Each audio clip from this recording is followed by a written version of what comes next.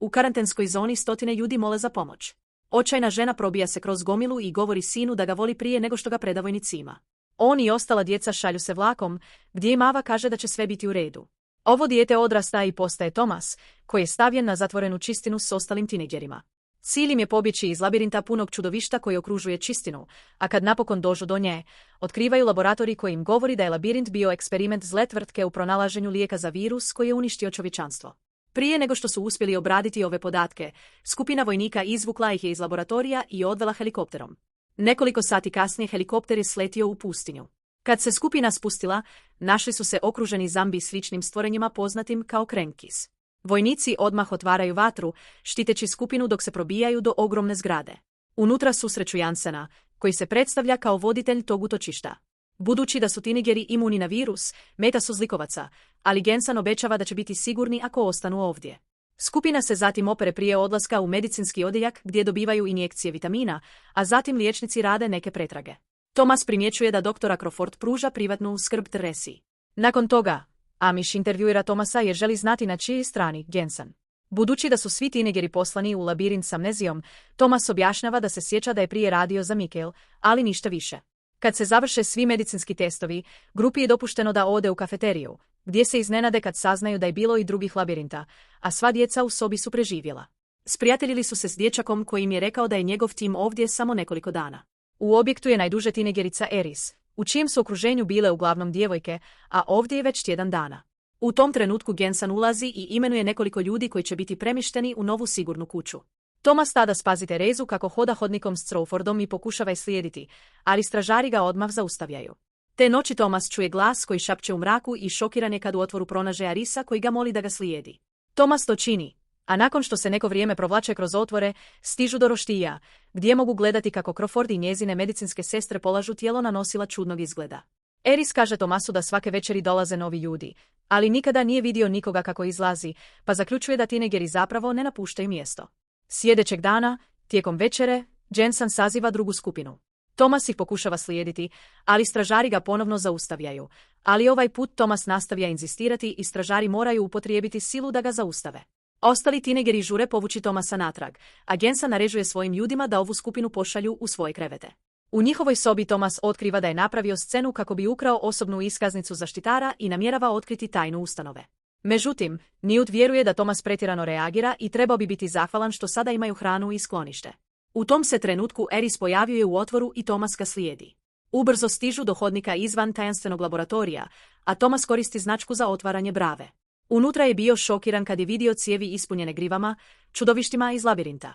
U drugoj sobi dječaci s užasom otkrivaju sve tinejdžere koji su pozvani na preseljenje. Oni su u nesvijesti suspendirani sa stroja koji izvlači plavu tekućinu iz njihovih tijela. Odjednom ulazi Dibel i dječaci bježe da se sakriju. Jensen uključuje zaslon za video poziv s Evom, što znači da ova ustanova radi na MBC-u.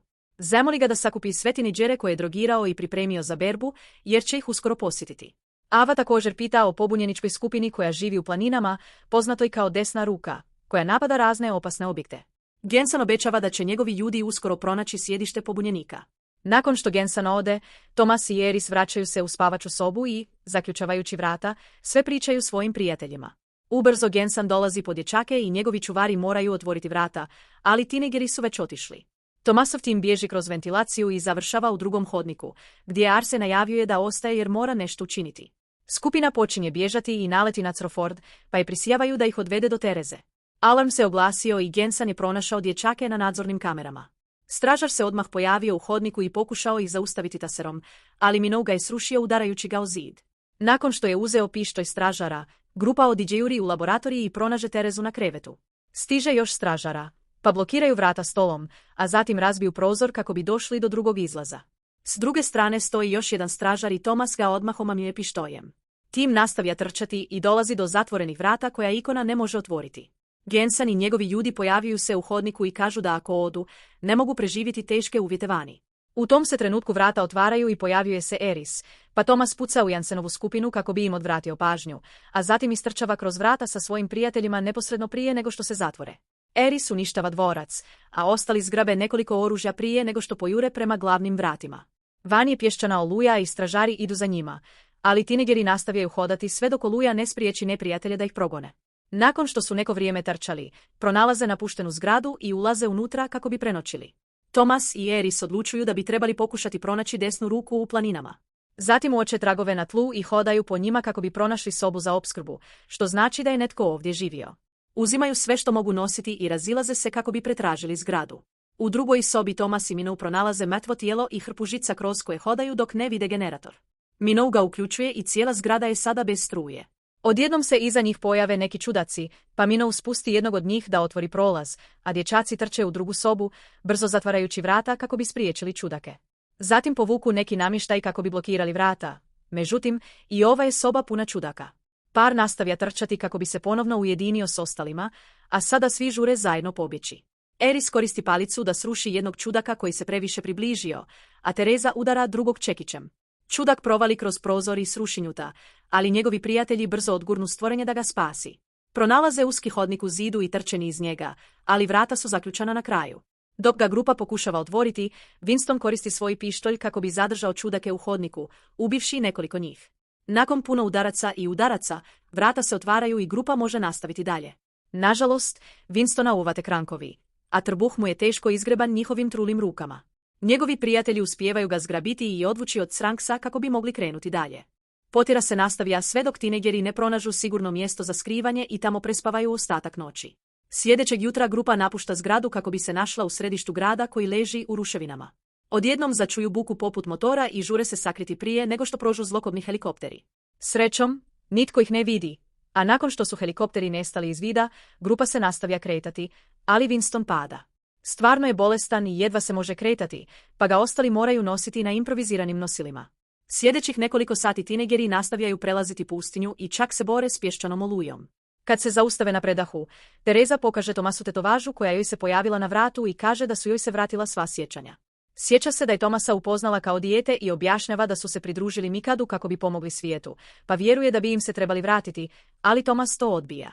U tom trenutku čuju pucanj i otkrivaju da su ostali uvatili Winstona s pištoljem.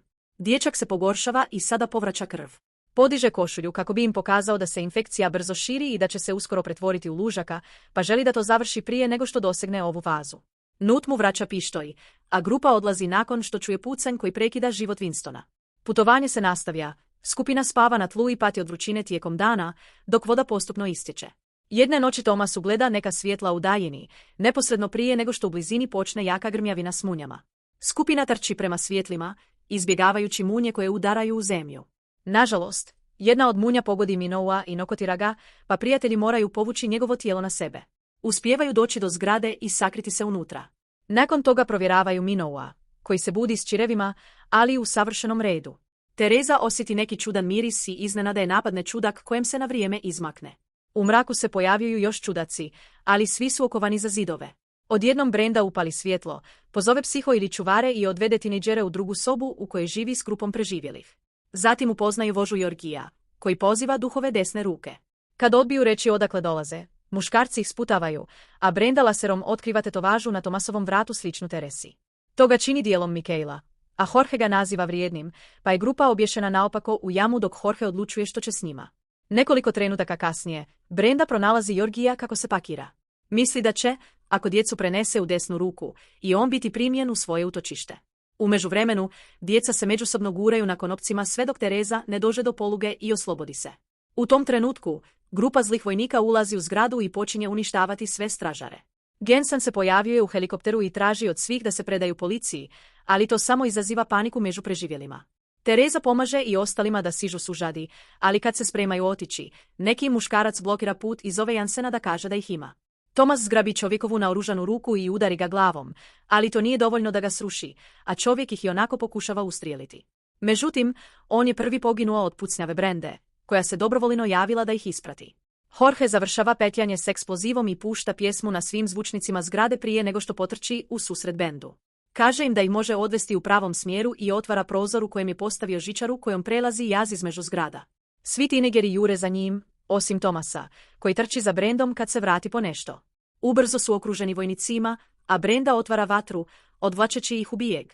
Dvojac mora hodati po nekoj uskoj čeličnoj gredi kako bi se spasio, a stražari ih ne mogu ustrijeliti jer će se razbiti do smrti i trebaju ih žive. Kad pjesma završi, Jorgo se aktiviraju bombe i masivna eksplozija ubija stražare. Zgrada se počinje urušavati, pa Brenda i Thomas koriste nekoliko kabela kako bi se spustili niz okno dizala i došli do donjeg kata prije nego što ih krhotine mogu zdrobiti. Krhotine također blokiraju rudnik, pa im je jedini izlaz pobjeći kroz kanalizaciju. Nakon što su malo lutali, pronalaze tajanstvenu biljku koja prekriva zidove i čudak pričvršćen za nju koji jede živog štakora. Ubrzo se pojave deseci čudaka, a Thomas sruši jednog kako bi im otvorio put za bijeg. Slijedi nova potjera, a nakon nekoliko zavoja u mraku, Thomas i Brenda nalaze se na rubu srušene zgrade. Budući da ih radilice još uvijek progone, počinju se penjati prema gore, izbjegavajući padajuće krhotine ili predmete. Brenda pritisne polugu kad se previše približi, ali kad se pokuša uhvatiti za metalnu šipku, ona se slomi i ona padne, sličući na napuknuti prozor koji još više pukne dok se kreće. Pojavio se ekscentrik i počinje udarati s njom o staklo, pa Thomas juri da je zgrabi prije nego što potpuno razbije staklo i natjera ekscentrik da padne u ponor.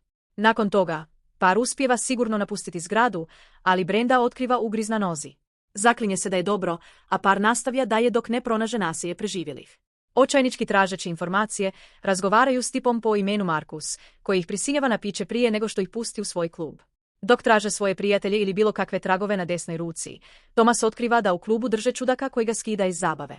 Budući da se čini da ovdje nema ništa zanimljivo, Thomas želi otići, ali Brenda je pod utjecajem pića i traži od njega da ostane prije nego što se poljubi. Thomas ne može ne pomisliti na Terezu i prekida poljubac kako bi odbio Brendu. Slomljena srca, Brenda odlazi, a Thomas se pokušava slijediti, ali i daje ga progone vizije da su njegovi prijatelji čudaci i ožalošćeni. Na kraju se sruši. Odjednom se Thomas nađe u čudnoj ustanovi i kaže Teresi da je učinio nešto veliko jer više nije mogao gledati kako njegovi prijatelji umiru. Razgovor se prekida dok ga stražari odvode. U tom se trenutku Thomas probudi i shvati da je to bio san. On je u staroj zgradi sa svojim prijateljima, a Jorge traži informacije od Marcusa. Markus priznaje da mami tiniđere u svoj klub besplatnim pićima, a zatim ih daje bezbožniku. Bijesni Jorge šutira Marcusa i prijeti mu da će ga ustrijeliti, pa i Markus na kraju kaže da desna ruka ima predstražu u planinama. Budući da bi hodanje bilo rizično, skupina odluči ukrasti Marcusov automobil kako bi nastavila putovanje. Na kraju stignu do planina i otkriju da je cesta blokirana napuštenim automobilima, tako da im ne preostaje ništa drugo nego nastaviti pješice. Odjednom, skriveni strijelci otvaraju vatru na njih, a grupa se žuri sakriti, misleći da ih je Markus namamio u zamku. Jorge priprema bombu, ali prije nego što je uspije baciti, okružuju ih dvije naoružane žene. Dame su prilično agresivne. Međutim, smiruju se kad prepoznaju Arisa jer su prije zajedno hodale labirintom. Odlučuju da se grupi može vjerovati, a strijelci izlaze iz skrivanja. Sve to čuje Tereza dok ih špijunira. Marija tada Brendi ubrizgava Thomasov enzim i to usporava napredovanje infekcije, ali treba će joj više za nekoliko mjeseci. Navečer Thomas razgovara s Terezom, koja priča priču o polaganoj, bolnoj smrti svoje majke. Ne želi da drugi ljudi pate na način na koji patila njezina majka, zbog čega je cijelo vrijeme radila za vikend. Nazvala ih i dala im lokaciju, tako da se helikopteri sada približavaju selu. Prije nego što Thomas uspije upozoriti sve, helikopteri otvaraju vatru i skupina vojnika silazi dolje kako bi počela pucati na ljude elektrošokovim mecima. Kad pobunjenici počnu paničariti i bježati, Vince i njegovi naoružani stražari reagiraju na vatru s još više hitaca. Minou, Newt i Winston im se ubrzo pridružuju i hvataju oružje kako bi otvorili vatru na vojnike. Thomas otkriva da dječji šator gori, ali na sreću Jorge i Brenda već su vani. U tom trenutku vojnici bacaju bljeskalicu i obaraju Vinci, njegove stražare i dječake.